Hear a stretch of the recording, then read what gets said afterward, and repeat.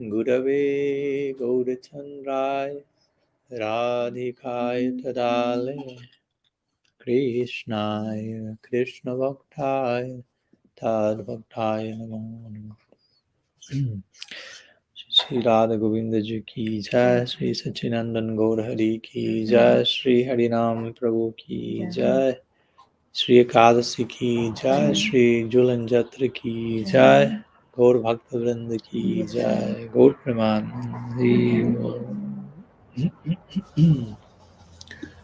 So,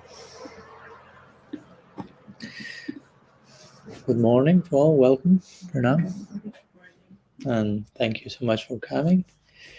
So, today we are in our last meeting of this series of 3 lectures we plan to share here on the main theme of radical personalism in connection to a recent book I've published with that name, Radical Personalism, Revival Manifesto for Proactive Devotion.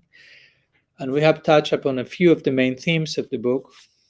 Yesterday and the day before yesterday, we talked about the importance of being fully human, fully divine, how to integrate our human experiences, our human condition in our bhakti project, in our spiritual enterprise, and how these two are not mutually exclusive but mutually nourishing with each other. And yesterday we touched upon the idea of vulnerability and empowerment as an extension of what it doesn't mean to be human.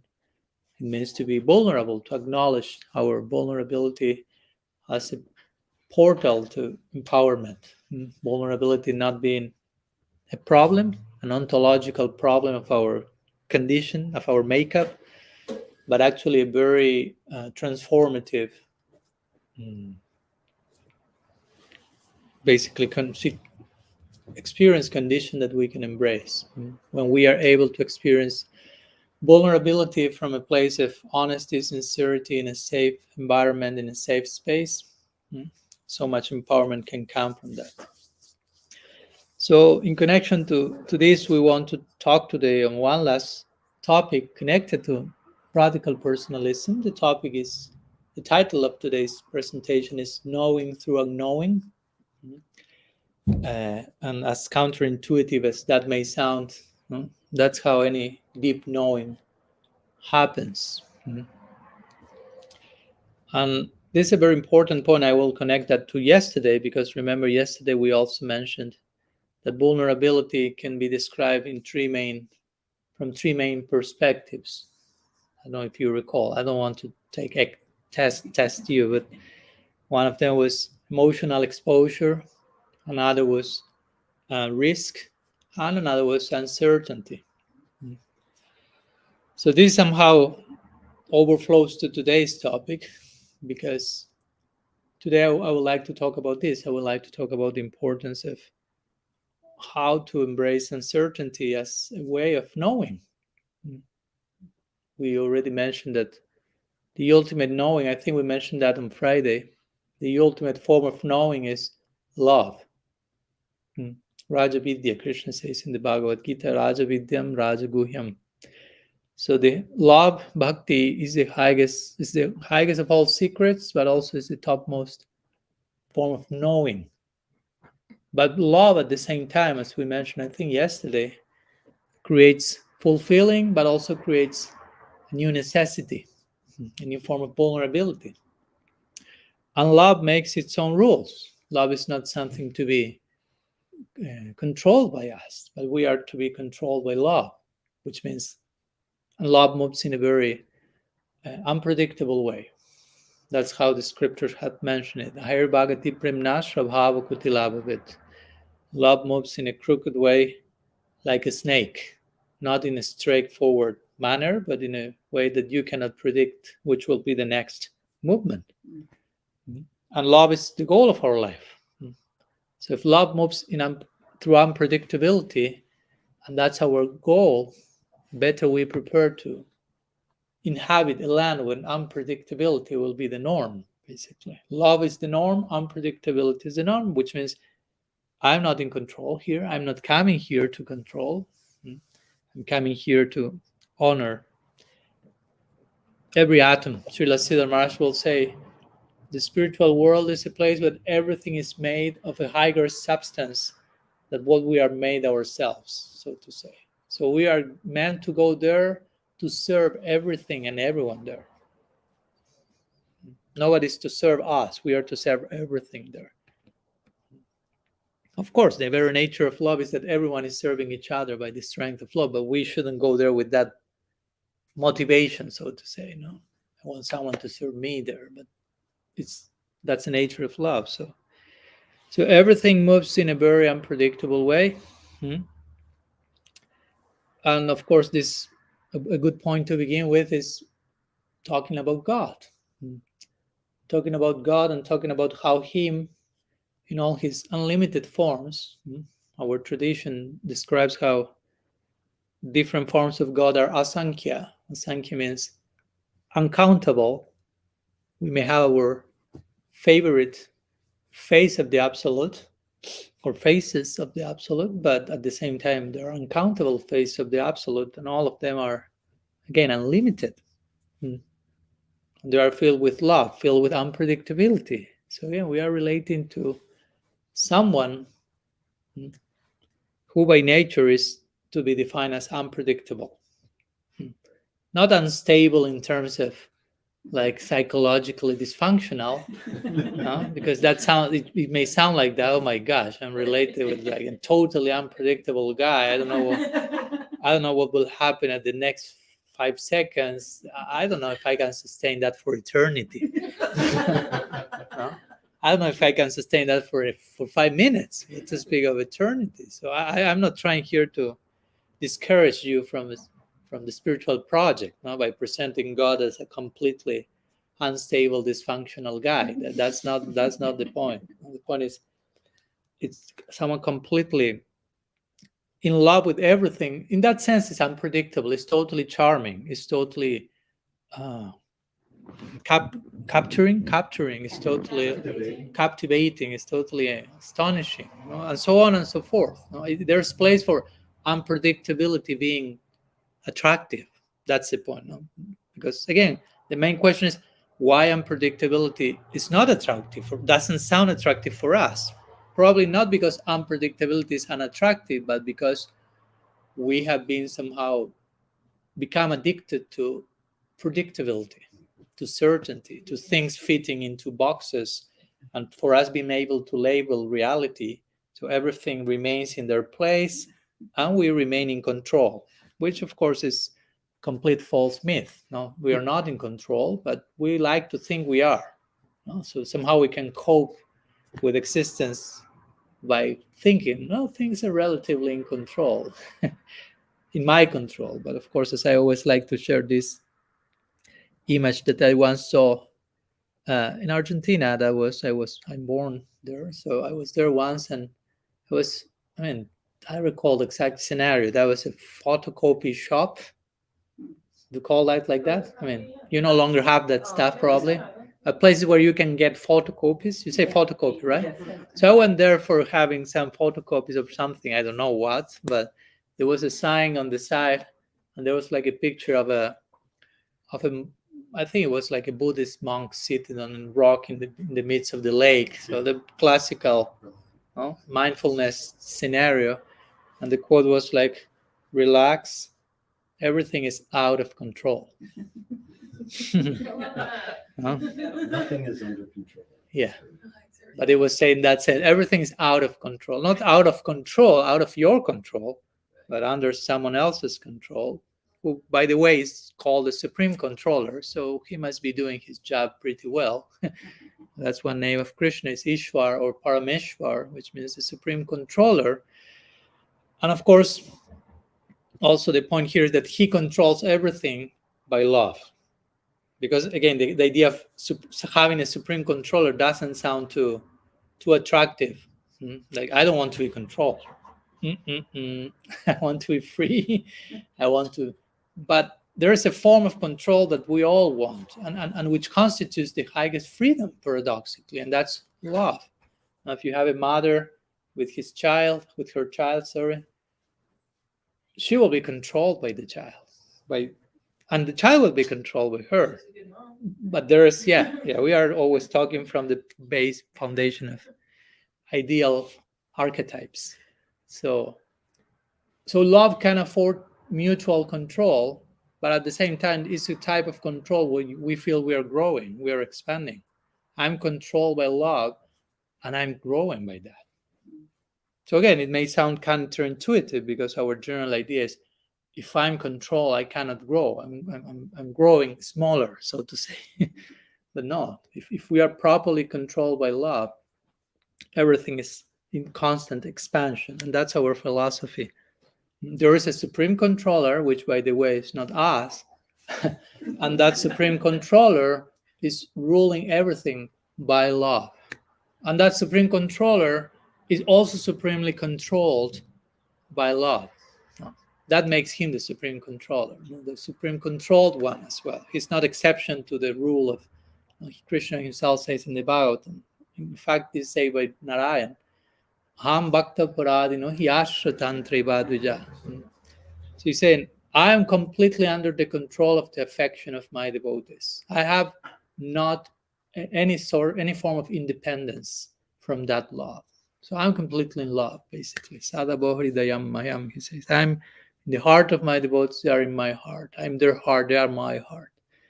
So we worship a God who has fallen in love from time without beginning. And in that condition, everything is ruled by love.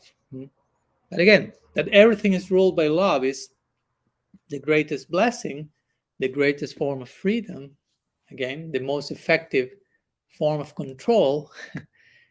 But at the same time, it belongs to the realm of uncertainty, unpredictability. Because again, in a loving relationship, love is controlling. We are not controlling. We are being controlled by love. So love makes its own rules, and neither of the two parts of the relationship know what happens next. But that's exciting. There's place for being excited about unpredictability. Like when we were kids or young children, we were very much in tune with the notion of chamatkar, we call it in Sanskrit. Chamatkar means astonishment. We were discovering, curious at every step, and life has so much meaning and purpose, and we could be like hours and hours just exploring whatever, anything. But somehow we matured now, and there is no more curiosity, no more astonishment, because we now know what everything is, quote unquote, with many quotation marks in between. We are sure we somehow got this idea that to be grown up person and to be mature means to have everything figured out, to have everything under control. And inadvertently, we have become addicted to certainty in the process of that. So now somehow we are grown ups and we are mature, but we are many times terrified about uncertainty, terrified about what's going on outside of my comfort zone, terrified about the possibility of not knowing something. So today I like to talk about that. I like to talk about the importance of exploring mystery, so to say, the importance of embracing darkness, the importance of coexisting with paradox, the importance of knowing through unknowing, basically. I was planning to begin sharing one quote that I put in my book, but I forgot to bring my book. So do I see that there's one there? Thank you, Teresa. I like to share with you one quote that because today's topic, I made a whole chapter in my book about it. For me, it's important enough as to make a whole chapter about that. Thank you. So the chapter is called Divine Ignorance, Knowing Through Darkness, Doubt, and Paradox. So the chapter begins with a quote by a Jesuit monk, a biologist, a mystic called Pierre Teilhard de Chardin, which is a very interesting quote. I love it. So he says like that: he's speaking here about knowing through unknowing in connection to God, in connection to never be too sure who God is. Watch out for taking Krishna for granted, something like that. So he says, God does not offer himself to our finite beings as a thing all complete and ready to be embraced. For us, he is eternal discovery and eternal growth. The more we think we understand him, the more he reveals himself as otherwise. The more we think we hold him, the further he withdraws, drawing us into the depths of himself. Here, Teilhard de Chardin ki jai. So he's making this very interesting point here. The more we think we know who God is, the less we know, technically speaking. And again, this is not just so Maharaj is quoting mystical Christianity, and that has nothing to do with our own tradition. We are the opposite. No, we are not the opposite. We are not promoting.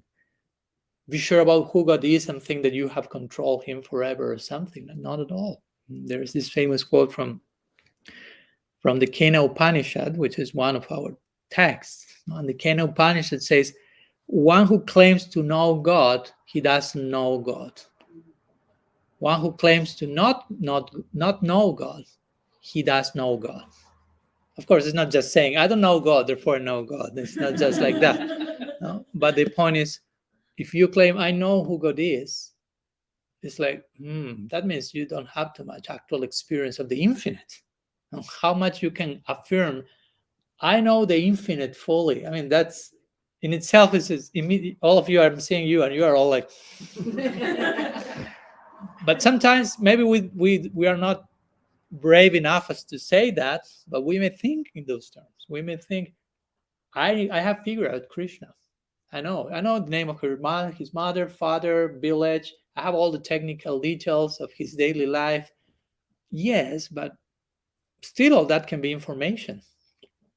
That doesn't mean we are inhabiting those concepts. No, every concept we receive, and there are many, we have to inhabit the concept. We have to live inside the concept. It's not just some intellectual, like dopamine peak or something like, wow, I know something new now. I memorized this verse and I know this new concept. I'm knowing Krishna more and more, the more information I have. If that doesn't lead us to transformation, information can really get in the way. Srila Rupa Goswami says that. Knowledge can make your heart harder. Although the purpose of knowledge is to melt your heart, but we have to deal with knowledge in a way that is actually melting and not hardening. So one of these ways is to embrace uncertainty, to embrace the possibility that God, with this I'm not saying, I mentioned that in my book, just for you to understand. With this I'm not proposing you cannot know God. You can never know God. I'm not saying that. I'm saying you can know him endlessly. That's not the same. I'm not saying you don't know anything about Krishna. I'm not saying that. I'm saying you can know about him endlessly. So watch out to remain open to that. Never close the door to that and reach the day that, okay, I know everything about Krishna now. If you think like that, be ready for what's next. Krishna's taking note of everything. Oh, okay. We'll share one of those instances as they are described in Shastra with Brahma himself at the end, when he thought, I have figured out Krishna. And this guy is not acting as I know Krishna is. And Krishna is like, okay. So our spiritual practice, our faith journey, our bhakti, devotional, loving project, so to say, is a lot about faith. I mean, without faith, we cannot enter into any deep spiritual experience. And of course, faith doesn't only mean believing in something. I always like when someone asks Carl Jung, they ask him, do you believe in God? So he was smart enough, but he was smart enough as to reply to that question, saying, do you believe in God? He said, no. I don't believe in God. I know that he exists. So we make the difference between believing in something. You believe that, yeah, I believe, but you have had no actual personal experience. If someone asks me, do you believe in Vaikuntha Dev? And I say, no, it's not that I believe in him. I know him. I met him. He exists. So I don't need to believe that he's real. No, I have the direct experience. So faith has more to do with that. We're having a particular, direct, undeniable experience. Undeniable, which is not easy to understand, but at the same time is impossible to deny. That's the nature of the experience of God. It's like, how to say, too deep to comprehend, but too real to deny. It's inconceivable, undeniable. Inconceivable, undeniable. We can be like that 3 hours saying the same thing. No, no, we cannot fully grasp it with our head, with our faculties through which we used to understand everything. But it's so real that we cannot deny. We cannot say, no, yeah, I was just hallucinating. I was like, there was too much like overstimulus from whatever. So I had the experience. No, it was too real to ascribe that experience to all these other possible reasons. It's too real to deny. But at the same time, again, faith has to do with a journey in which we are relating with the infinite. So there's lots of mystery there. Krishna is the ultimate mystery. In the Bhagavatam, love has been described as Parama Guhyam. Parama Guhyam means the highest of all secrets, all mysteries. The word Guhya appears in the Bhagavad Gita many times. Sarva Guhyatama, many times. Secret, secret, secret, secret. This is secret. This is mysterious. This is very confidential. So again, this is not something easily graspable that I can like, okay, this is it. This is divine love. This is God. This is, no. We can touch one point upon an infinite line and get some glimpse of that. But there's always so much more. So faith, when I say faith, again, it's not so much faith, a journey of certitude, a journey of, I know everything, demanding certitude, but it's a journey of, as I like to describe my book, faith is being patient with mystery. That's faith. I have an undeniable experience of God, but at the same time, there are so many things about him that I don't fully understand. And it's okay. I have to coexist with unknowing. And Krishna is mysterious. He's the supreme mystery. And mystery is something that, again, generally we are not patient with mystery. Something mysterious, like I want to figure out that as soon as possible. No, I don't want to keep the mystery as mystery. No, I want to kill mystery and make it something figurable. But that's not how it works. Mystery is mystery. And we have to be okay with that. Again, Krishna is mystery personified. He's unpredictable. But he's loving, he's sweet, he's charming, he's full of unconditional love. Just in case, put everything on the scale. He's not a cruel, dysfunctional, mysterious person. No, on the contrary. So faith has to do with that, with having patience with mystery. No? Life is unfolding in a particular way, which is mysterious, which I don't fully understand, but I know God is behind that. And I have to allow mystery to be mystery. I don't have to get too nervous and too anxious and trying like to figure it out what's going on. Srila Bhaktisiddhanta Saraswati Thakur said that once, like one of the symptoms of lack of faith is impatience. I'll repeat it again. And again, I'm not pointing at anyone, although some of you are raising your hands. I'll raise my hands first, just in case. And there are degrees of this, of course. There are degrees of faith, and there are degrees of impatience as well. So it's not that if you are impatient, you have no faith. There are degrees. But he will say, a symptom of lack of faith on some level is impatience. Therefore, a symptom of faith is patience. And patience means I'm waiting while trusting. Patience doesn't mean like I'm waiting, but I'm getting neurotic inside of me. I'm going crazy, but I'm waiting. You're not waiting, nothing. No, you're dying. So real patience means I wait while I trust. I'm trusting the unfolding of life. I'm trusting who is behind that unfolding. I'm trusting his intentions, his vision, his bigger picture. I'm trusting, but it's clear that I have to wait. It's very clear that many times we have to wait and to be open again in astonishment. How will this unfold? And not getting like, I want this to happen in this particular way and this way. Krishna, this is the way you have to unfold reality for me in this precise moment. And Krishna is like, I am Krishna, not you.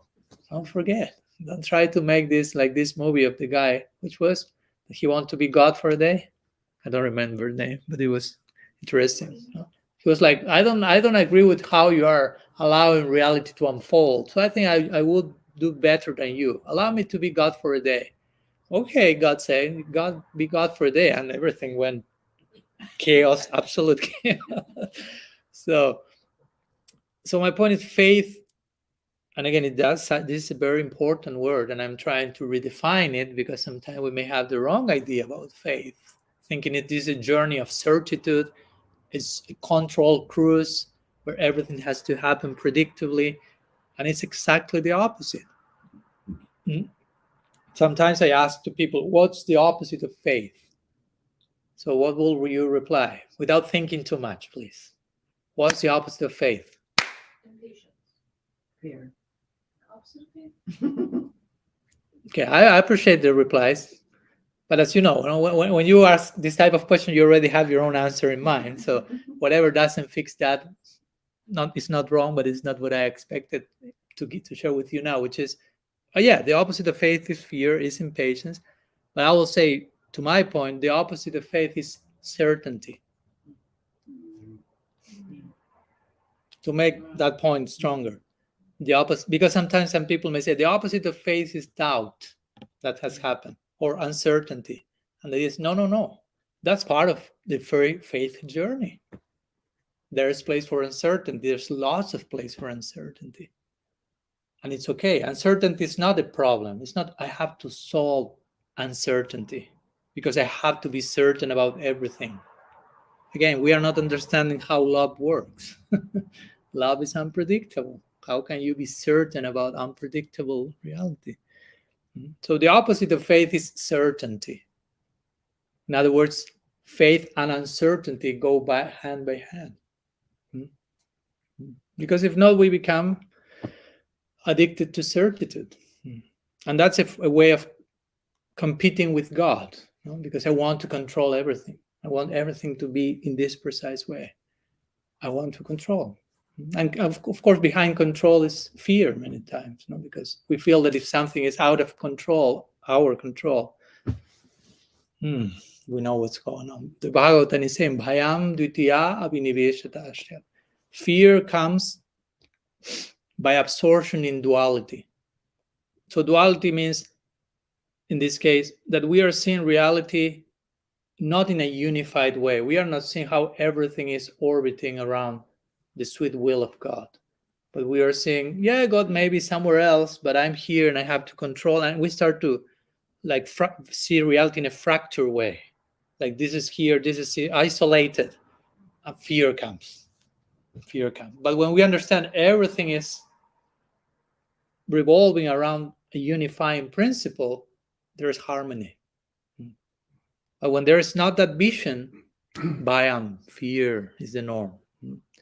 And as a reply to that fear, we try to control. We try to acquire certitudes, a long list of certitudes. And I understand we need some certitude. You need some level of, you are awakening tomorrow morning and there is something to eat during the day and you have where to sleep tonight. I mean, I'm not against certitude in every single level. So I'm not throwing you here to an unending journey of uncertainty, because it may be too much.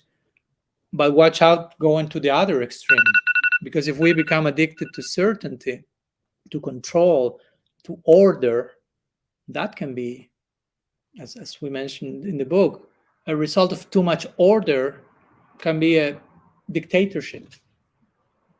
A totalitarian regime is too much order. Everything has to be in place, everything has to fit, and you have a dictatorship.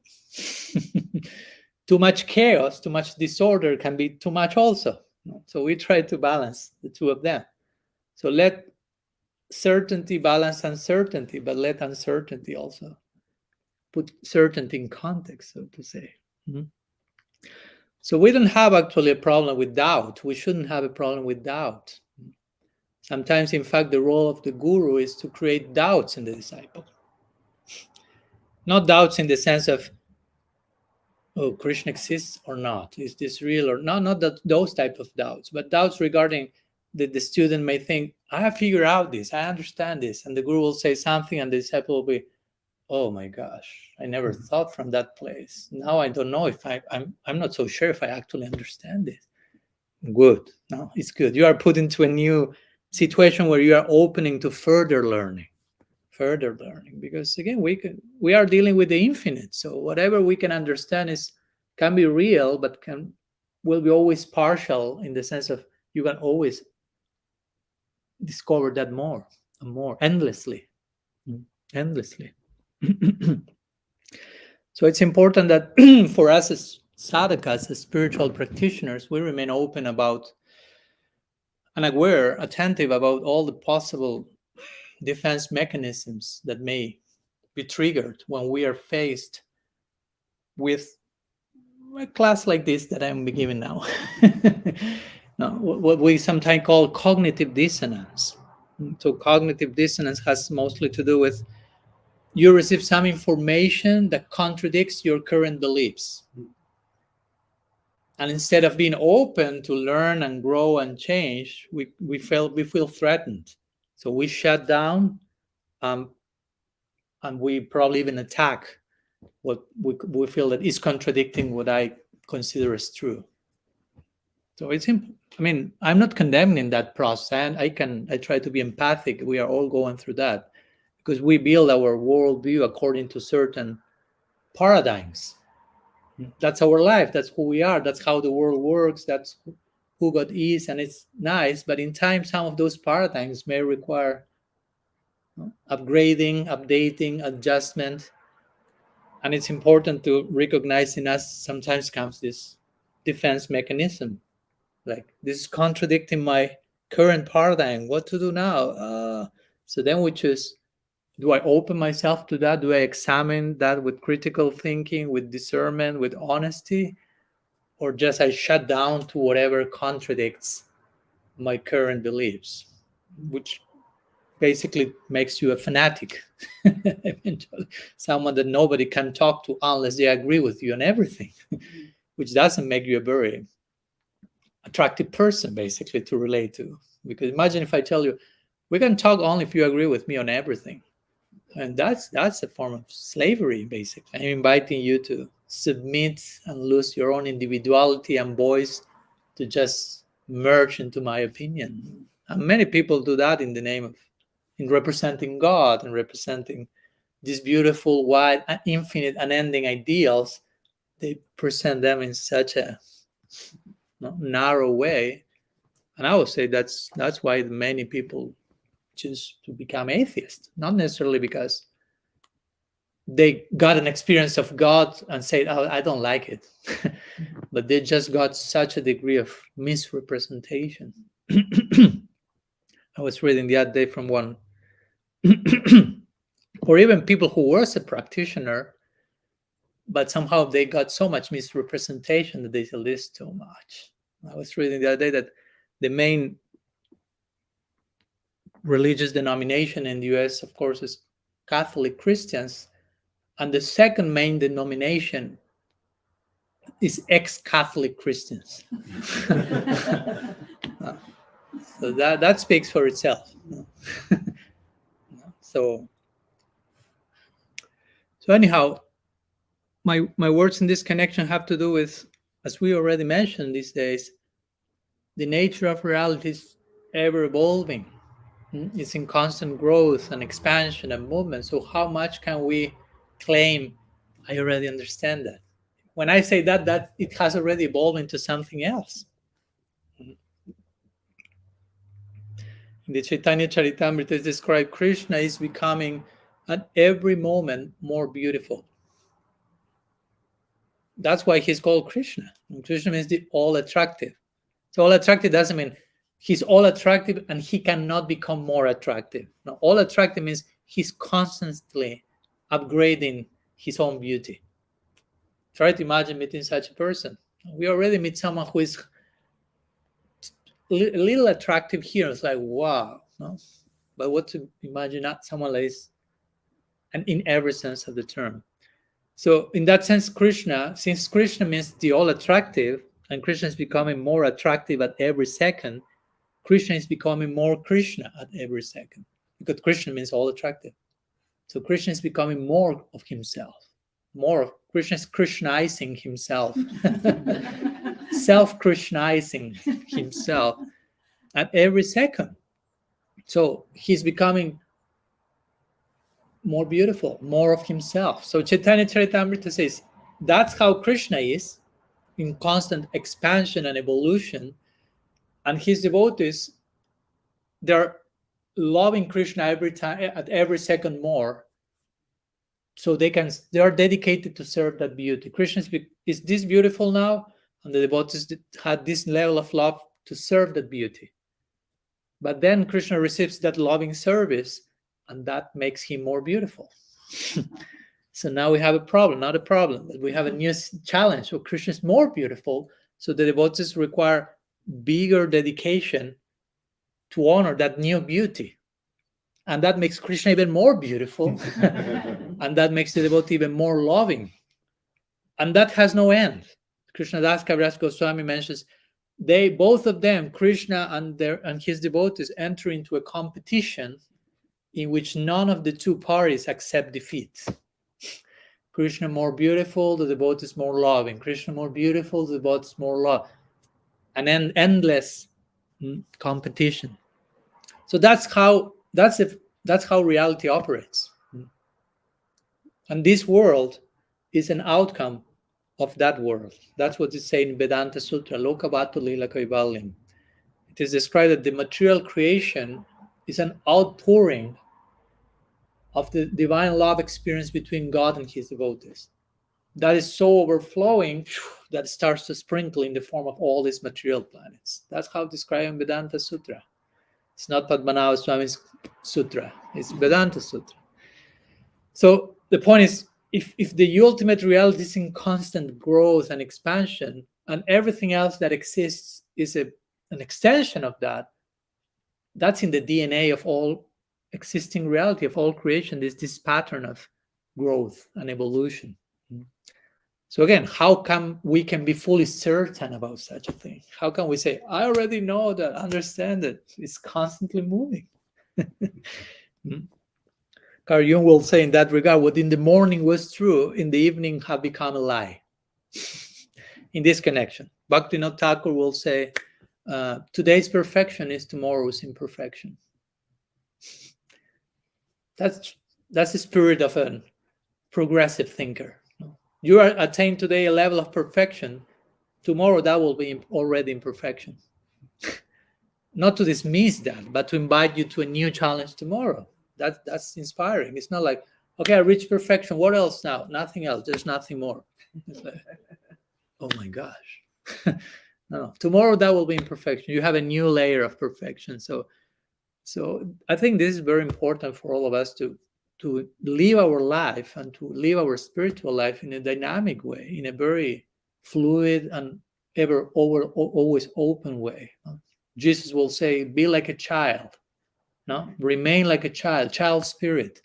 No? Always curious, always learning, always open, not claiming absolute conclusions about everything and anything. So this is the same. In Buddhism, they have this expression, is Shoshin. So Shoshin means beginner's mind. Keep a beginner's mind. Srila Siddha Maharaj will say, we are students forever.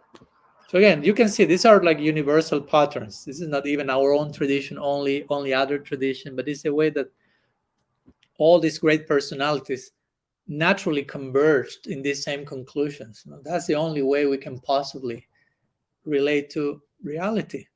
Beginner's mind, eternal student, always discovering, always surprised, always astonished.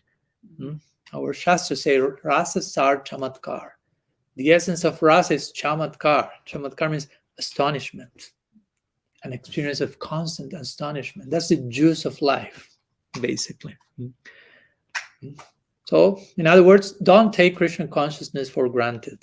That's how I like to put it. Don't think you already know. I already know. Yeah, Prabhupada, I know Prasad, I know Kirtan, I know deities, I know Guru. I know all this stuff. I'm senior devotee. I'm practicing for 25 years. I already know all these things. And it's like, maybe like GPS, recalculate. Maybe you should recalculate your last 25 years and how you have understood all the stuff. Because if you are an actual elder, an actual wise person, sage, again, you will remain in beginner's mind, child spirit, student forever, open to uncertainty, open to new questions, open to not knowing some things. As I say, once one devotee asked Prabhupada, who is the Yuga avatar for Treta Yuga, which is the divine descent for one particular age? And Prabhupada say, I don't know. Next question. That's it. He was able to say, I don't know. Many of us are not willing to that. I have to know everything. I have to have an answer for every question. Sometimes we can say, I don't know. Or we can say something and also say, but also I don't know. If you ask me, who is Krishna? I can talk about that maybe for some time. But at the same time, I can say, I don't know. I know all this, but it's more what I don't know than what I know. So I remain open to know more about Krishna, to allow Krishna to be more in my life, not to know more in terms of intellectual thing. But again, sometimes we love answers, but we don't like questions that much. We love closure instead of disclosure, instead of something that leaves us in a realm of openness and possibility and potential. And we want, like, give me a definite answer to this question, Maharaj. What's this? And if you try to give a more nuanced, gray answer, not black and white, it's like, no. Give me in 2 words. What's this? It doesn't work like that. Reality doesn't work like that. Because if we just go for certainty, control, remember yesterday we talked about vulnerability. If you go just for certainty and control, there's no vulnerability left. Vulnerability means I'm open. I remain open to so many things. Certainty and control is like closer, no vulnerability. And faith without vulnerability is not faith, I will say. Let's use stronger words. Faith without vulnerability is useless. It's not faith. No, faith has to remain in a vulnerable, you have to remain in a vulnerable state, in disclosure, openness, uncertainty. That's real faith. And again, uncertainty is not a bad word. Uncertainty, as Brené Brown will say, uncertainty is not a torture chamber. For us, sometimes it is. Uncertainty is like, sorry. Can I comment on that quickly? Yeah. About the connection between the head and the heart. Mm-hmm. And the head is never satisfied, always needs certainty. The heart, when it's open, is no. So when the head and the heart are not in alignment, there's total confusion.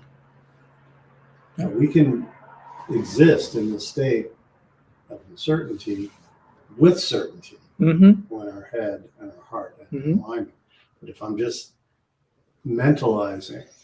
trying to mentalize the heart and make everything fit, the heart is controlled by love, which is unpredictable, then we're setting ourselves up for a festival of misery. What's that? As we say yesterday, a festival of misery. Yeah. Thanks for the addition. So yeah, it's totally crucial to align the two of them, and we are not promoting cancel one, cancel the other, but use one in the service of the other. I mean, it's not be rational, no.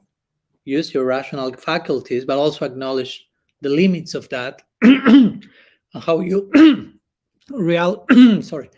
reality ultimately exists beyond our head. No? We have a head, we have buddhi, we have discerning capacity, we have to do something with that. It's not just like a museum piece that has to get more and more dust without being used. But yeah, we have to be careful not to be addicted to.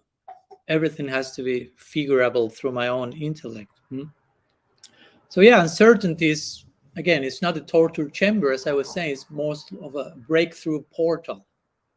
No, if we properly are properly aligned, curiosity is a blessing. Uncertainty is, again, openness, possibility, potential. In potential, there's so much uncertainty. We don't know what we can be, but we need potential. We need the possibility of being something else of what we are now. So that's very important. So actually not knowing or being uncertain about some things is not a problem. So the main problem, and this is a quote by Mark Twain that I shared in my book, and that was then I went to another seminar, someone else was sharing that same quote. I was like, wow, interesting. He will say something like, it is not what you don't know that gets you in trouble. He says, it's what you know for sure that just ain't so.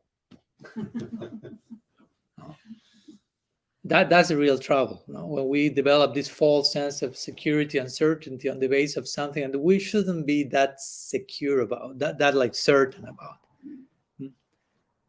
Of course, as Vaikuntha the Prabhu said, there is a deep certainty that we have. It's not that we are totally thrown into an ocean of doubt about everything. There is a very deep foundational certainty. And that certainty is the one that allows me to coexist with other forms of uncertainty. I'm okay with uncertainty because there is this certainty. So yeah, certainty is foundational, and uncertainty will be sustainable by that. And Krishna says that in the Gita many times. For example, in the 7th chapter, he says, I know everything. 7th chapter, verse 26, in case you don't believe me. So Krishna said, I know everything, past, present, and future, but me, nobody knows. So he makes that point, like that mysterious point, like don't watch out to say, I know Krishna. No? Again, we know we love him on some way or another levels, but he's endlessly knowable and lovable. So we can never claim it's over. I got it. I got him. Or Arjuna in the 10th chapter, 15th verse, he's telling to Krishna, only you can know yourself by your own internal potency. Only you can know yourself about who we are. So we need that those humbling type of statements, because sometimes we may get too much probably in our heads. Like, I know Krishna, I memorized thousands of verses and can recite Bhagavad Gita by heart. So no.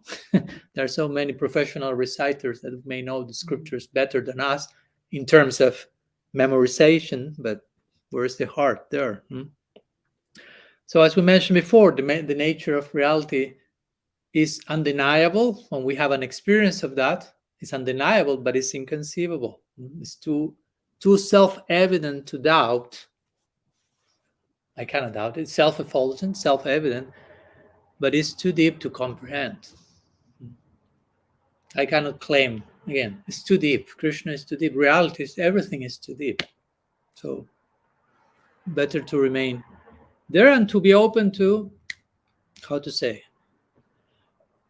to modify certain wrong ideas we may have about God. We talked about that this day. Sometimes we may still project unresolved childhood trauma with our father figures and project that to God. Or Krishna may be angry, maybe chastising me if I haven't chanted my 16 rounds. I remember once one devotee told me that. I was horrified, but I was on a car, so I couldn't jump from the car. But I was like, he will tell me, yeah, he will tell me, the day I don't finish my 16 rounds, that day has gone in vain completely. And that's, I mean, that's half of the worst part of the equation. The worst part is that he felt the day I chanted the 16 rounds, I'm perfect, I'm okay. So completely like mechanistic, completely like formulaic. Like if I reach this number, Krishna loves me and I have nothing to change and I was perfect that day. If I fail, if I chanted 15, one less, the day went in vain. Like blackandwhite.com. I was like, wow, that's not how reality operates. There's more nuance to reality than that. So anyhow, sometimes we need to unknow God to know him further.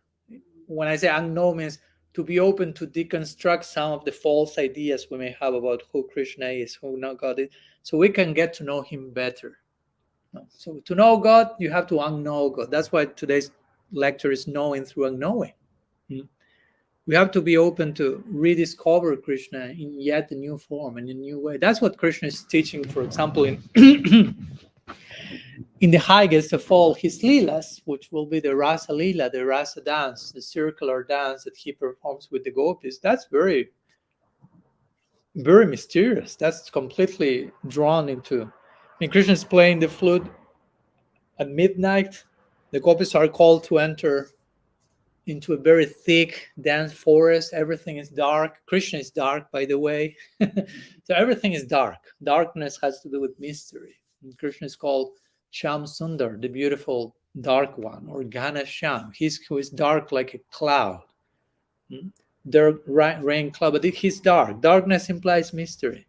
So the gopis reach Krishna, and Krishna has called them. The gopis have heard their names in the flute sound. In the flute call, they heard each one of them, they heard their name being pronounced.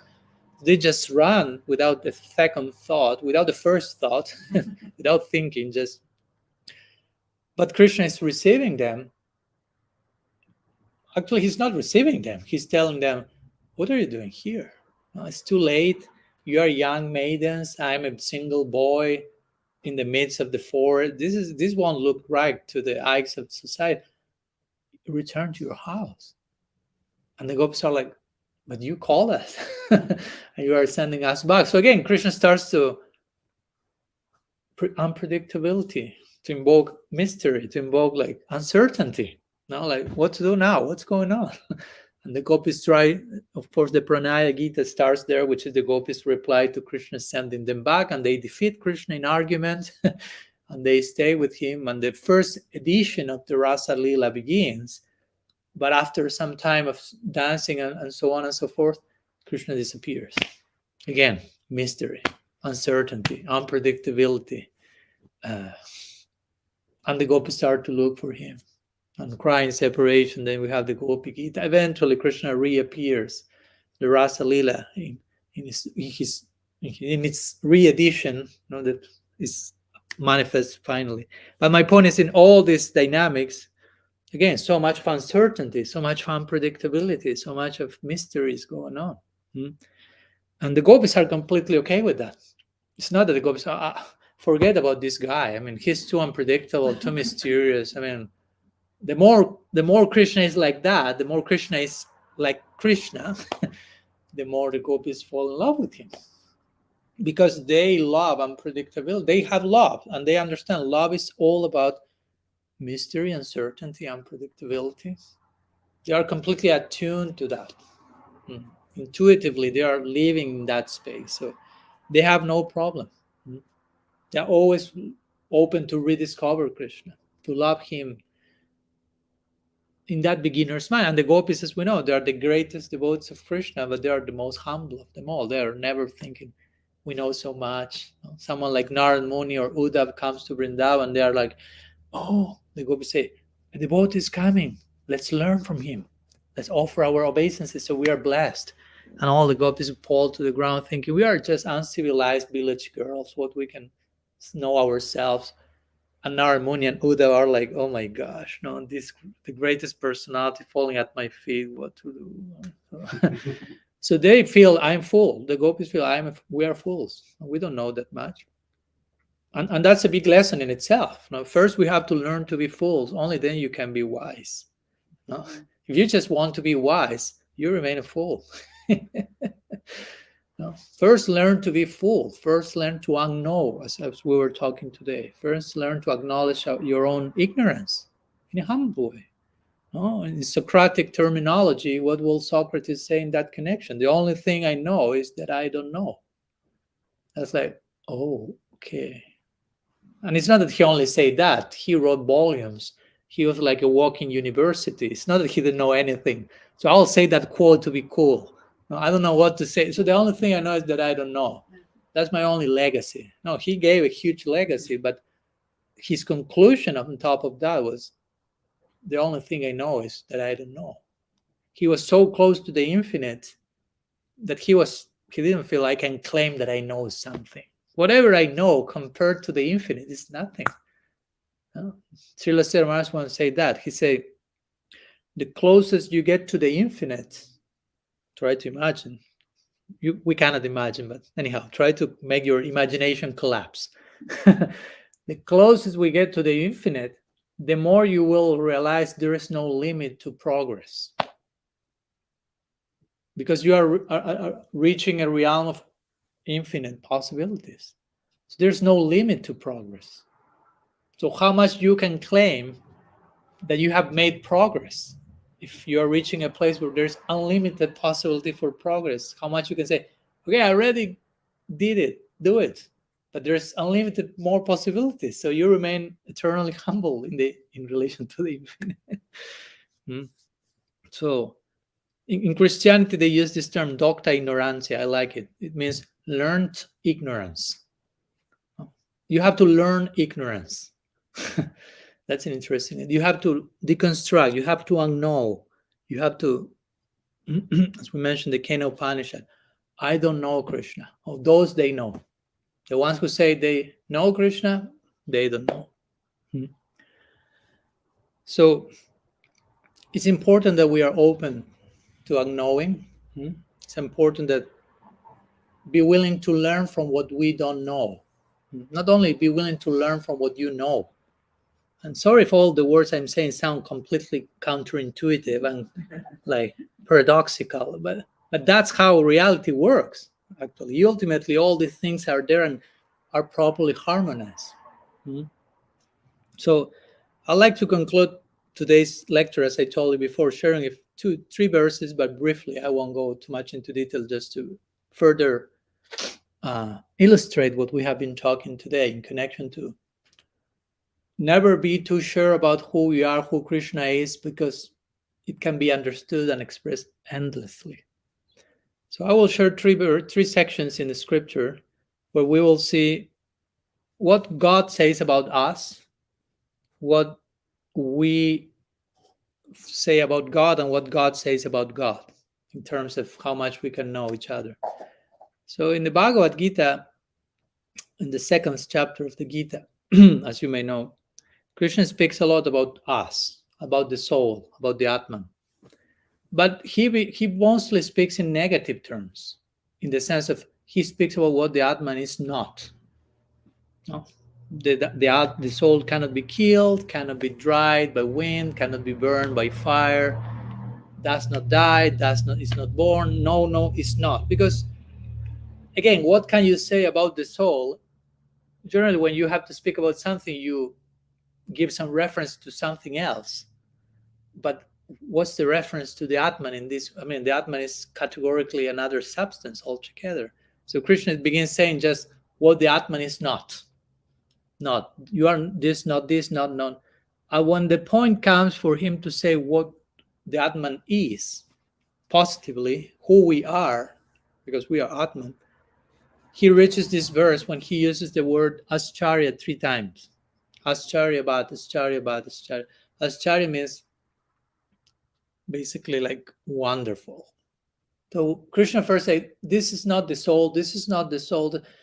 And Arjuna asked, so what's the soul? What's the soul? He said, and he can only repeat 3 times in that verse, wonderful, wonderful. You are wonderful, you are wonderful, you are wonderful. End of the message, period. And Krishna remains in that state of wonder, no, like about who we are. about all that we can be. So again, in connection to what we are talking about today, now don't be very sure who you are. I mean, Krishna himself doesn't find the words to describe all that you can be. He can just repeat the same word 3 times and fall into a swoon almost. Wonderful, wonderful, wonderful. Amazing. Yeah, Yes. amazing. So that's on one level, one verse that I want to share. Now, God speaking about us in terms of, in one sense, unknowing. Krishna saying, you are wonderful. He's not entering into, it's like, okay, I'm lost there. There's so much that I can say that it's like, wow. Then there is a second verse that is coming from Brahma himself, who is the original guru from our sampradaya, our lineage. And as we know, and as I mentioned before, Brahma at one point thought that he had figured out Krishna when he met Krishna at the beginning of creation, and Krishna appeared in a certain way and instructed him, and he received this impression, okay, this is God, that's how he behaves, he talks, he looks. And eventually in time, he sees Krishna again in Vrindavan with his friends, in full picnic. And that's not the one I saw in the beginning of creation. No, that cannot be God. I mean, he's too informal. They're having a picnic. God doesn't have picnics. No, God is God. No, and he was instructing me in a very grave, sober way, with mudra, everything guru-like, so to say. And now Krishna is eating with both hands, left hand, right hand, putting food in the mouth of his friends putting food in his mouth. That's not supposed to be God. So Brahma thought, this is an imposter. This cannot be Krishna. And of course, he tried to show that he was an imposter by kidnapping his friends and calves. Long story short, of course, the 4 heads of Brahma starts to spin like crazy because he thought he had figured out God, and now God is showing himself in his feature of God beyond God, Krishna and Vrindavan. And Brahma is receiving his PhD in knowing who Krishna is. No? And he realized, oh my gosh, I thought I knew who God is, and now I'm starting to glimpse who Krishna actually is. But also, I don't like to claim too boldly now, oh, now I know who Krishna is. No. Now I'm in a state of uncertainty. I'm in a liminal space. What to say? So he pronounces a series of prayers in this connection, this spirit, and I'd like to share one of those verses, which is basically the last. And it's very much in the spirit of today's talk. So Brahma is saying, those who say that they know, let them know. As far as I'm concerned, I do not wish to speak very much about this matter. He's praying to Krishna. Oh, my Lord, let me say this much. As far as your opulences are concerned, they are all beyond the reach of my mind, body, and words. So Brahma, again, he's not too sure about anything at this point. He's like, those who say they know you, let them say whatever they want. I won't say that. I already said that 5 minutes ago. See the result of this. My poor heads are like this. So as far as I'm concerned, I don't have a clue about the limits of your opulences and word and beauty and I cannot claim absolutes on the absolute. I prefer to remain open to unknowing and uncertainty and humbly pray to you. And then on top of this, and with this we'll conclude, there are many sections in the Bhagavatam like that, but there's one particular verse in the chapter 87 where the Vedas personify the praying to Krishna. And they describe how not only someone like Brahma doesn't know the limits of Krishna's glories, but Krishna himself doesn't know the limits to his own glories. So the Vedas personified pray to Krishna and say, because you are unlimited, neither the lords of heaven nor even you yourself can ever reach the end of your glories. So Krishna himself doesn't know the limit of his own glory. Why he doesn't know the limit of his own glory? Because he has no limit. So you cannot know something that does not exist. He has no limits. So a limit does not exist in him. So he cannot know a limit to his glory because such a limit does not exist. So there is something he doesn't know. He doesn't know the limit of his own glory. So if this is the case for God himself, what to speak of us? And he's okay with not knowing that. He's okay coexisting with unknowing. And what to speak when Krishna wants to taste what's in the heart of Sri Radha. Krishna himself says that. That's a whole class and seminar altogether. We need 300 lifetimes apart for that. Gaur Lila, Gaur Tattva. But when Krishna feels, I want to taste what's Radha's experience, what's her love for me, what's the beauty she perceives in me, what's the happiness she derives by seeing me. I don't know that. Again, Krishna is saying, I don't know. I want to experience that. And he appears as Mahaprabhu. And eternally, as Mahaprabhu, eternally, he remains exploring that bottomless ocean. But it's unpredictable. It's uncertain. There's always something new to discover. So as Mahaprabhu, Krishna, God himself is fully dedicated to that perpetual project of exploring the depths of his own heart. And it has no end. He's okay with that. He's becoming every day more Krishna, more Mahaprabhu. So the more we acknowledge that, the more we can become more of ourselves as well. So anyhow, a few words that I want to share. And whatever I can say, of course, is never enough. And that's why also the Vedanta Sutra says, Ikshate na shabda. Regarding the absolute, we cannot say anything. Or basically, we can never say enough. We can try to say something, but we are talking about the unlimited. So it's just, again, praying to just be able to accurately touch one point in an infinite line. That will be the success. So I don't know if anything else you may like to share or ask about before we conclude today's meeting on our 3-day session. Something you may like to share, ask, ideally in connection to the topic. Just comment that also we got an online person had a question who was here the other night, and she had a question she wanted me to pose to you.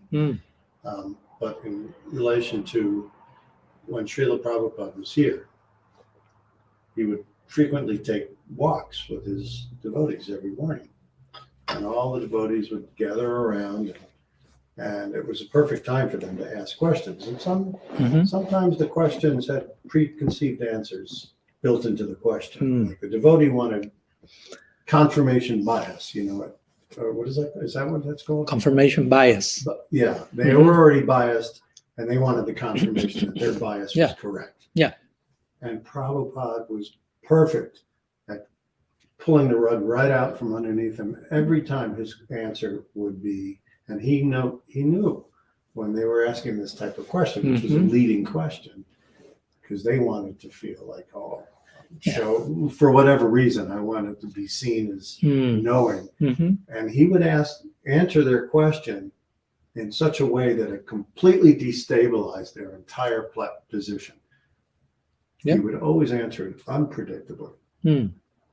This happened constantly, but some of us were still stubborn.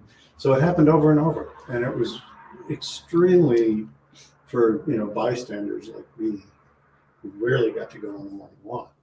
It was really amusing. It was really fun to see how Prabhupada could introduce doubt where this person came on with certainty. And he was expert at that. Yeah, as we mentioned, that's the role of the guru, like to destabilize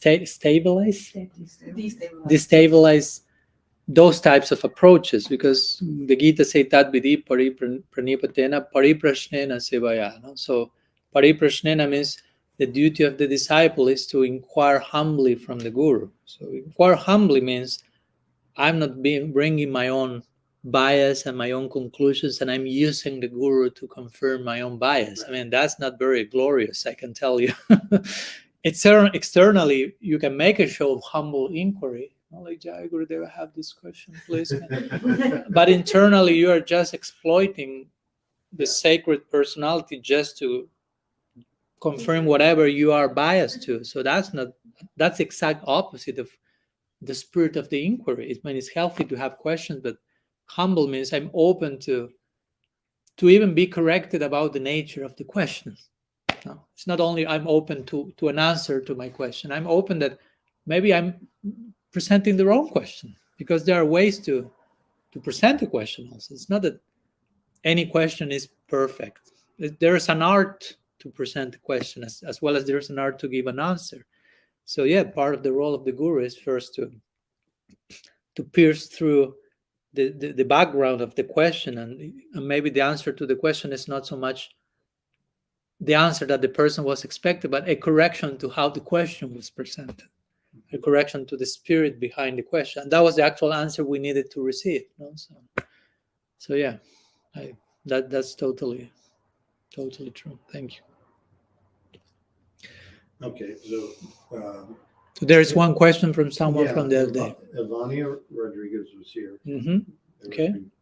Women here, and she was here Friday. So this might be off topic a little, but it's a good question. We are under the umbrella of radical personalism topic. So her question goes like this: we hear, and this is verbatim, we hear women are of lower birth. How can we rationalize this, and why is this so? Mm-hmm. Oh yeah, I'm seeing the question here also. Oh, she just sent it to you too. Say that. Okay, it is a question. I'm putting it there for those one. Well, I'm sorry that you heard that. One shouldn't hear that. So we hear so many things to begin with. No? I mean, we hear so many things from so many places in so many directions. So the fact that we hear something doesn't mean it's true. Let's begin there, no? Because we can hear about anything. I mean, so first of all, that we hear something doesn't mean that thing is true. I know, no, that's not true. Women are not lower birth to begin with. That may be. So the question is why this is so. Of course, the answer to that is it's not one, because why someone may think that women are inferior may not be the same reason why someone else may think that women are inferior. So I don't want to be reductionistic, like this is the reason why every single person on earth thinks women are inferior, because there may be different reasons.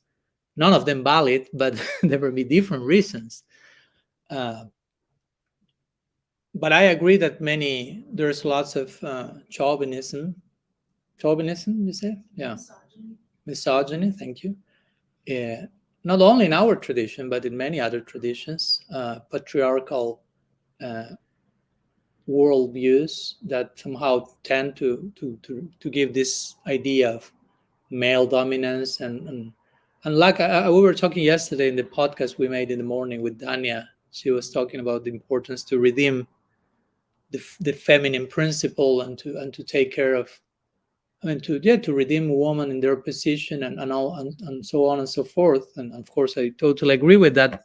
And I commented to her that, but I will say that for that to happen comprehensively, one important point is also to allow men, not to allow, but to encourage men who are the ones who many times oppress, to allow men to contact their feminine side.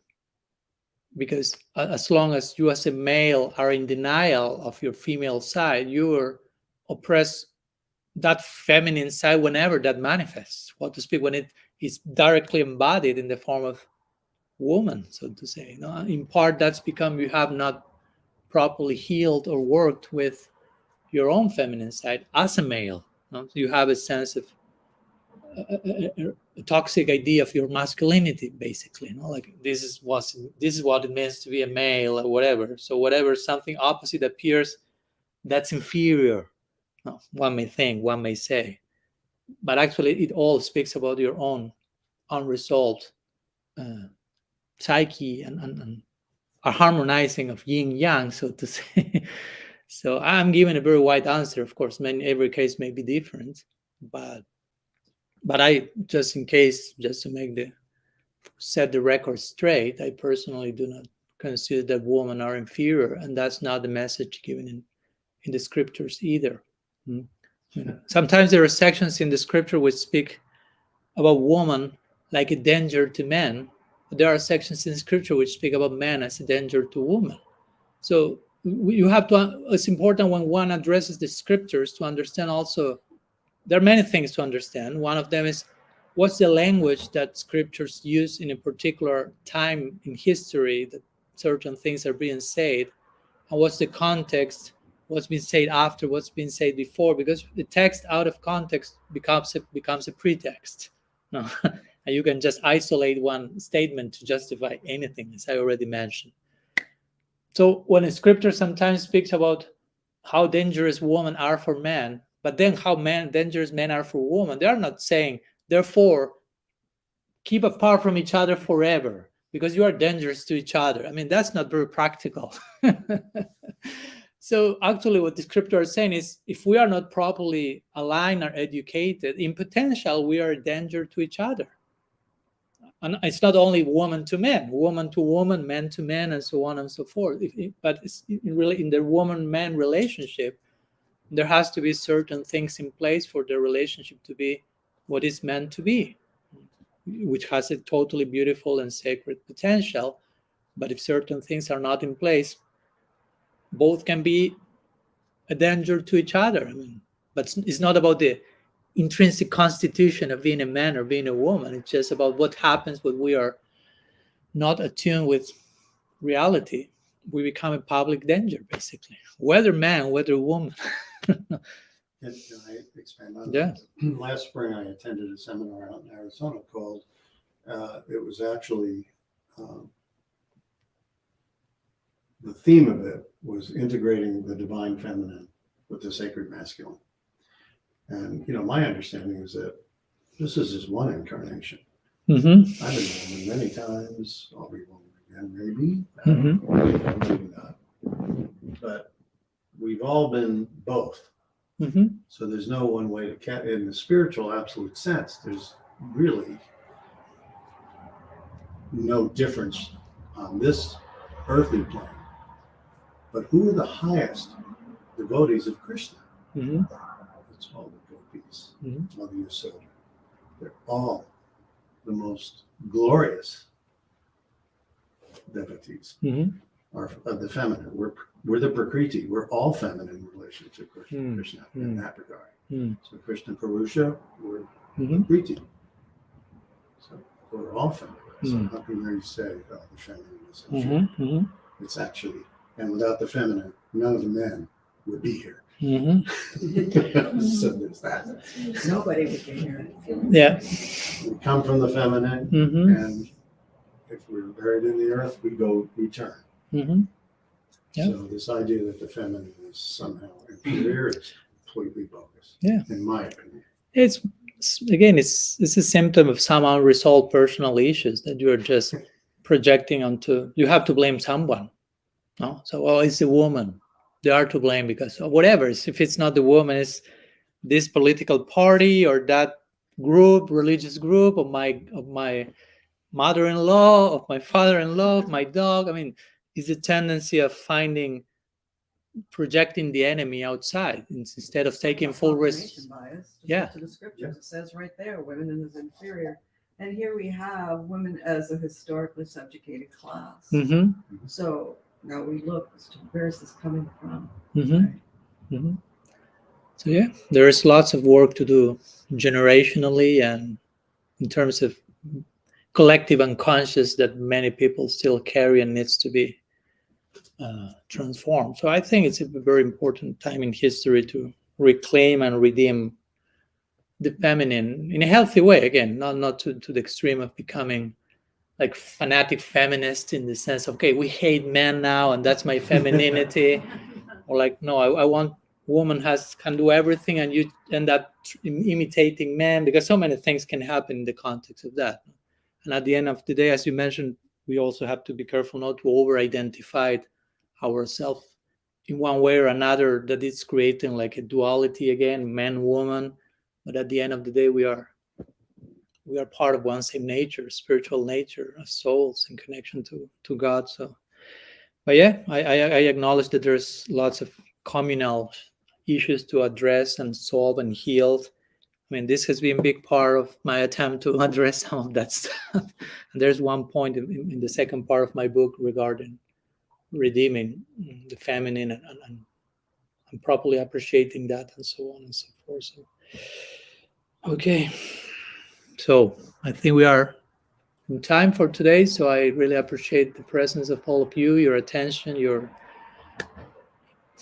my Kunta Dev's Prabhu invitation here as well, and hosting us, and the presence of all of you as well online. So thank you so much. Shri Radha Govinda ki jai, Shri Man Mahaprabhu ki jai, Gaur Bhakta Vrinda ki jai, Gaur Premanand Hari